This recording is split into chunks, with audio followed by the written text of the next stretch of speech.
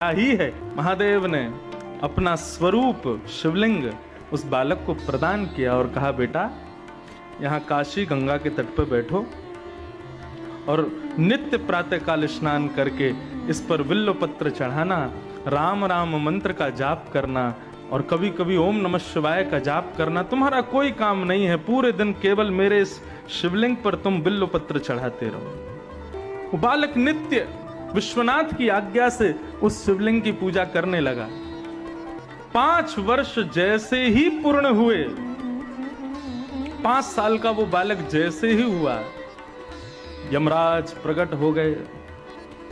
अपनी तलवार से उस बालक के सर में प्रहार करने वाले थे, इतने में ही महादेव का त्रिशूल सामने आ गया और आकर के महादेव ने कहा, क्या कर रहे हो?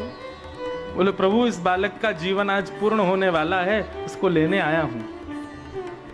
बोले, आपको कैसे पता इसका 5 साल का जीवन है? बोले, क्योंकि ये बालक आपने ही उस ब्राह्मण को दिया था और 5 साल की आयु कह करके दिया था, तो मैं तो आपकी बात की रक्षा करने के लिए इस बालक को लेने आया हूं।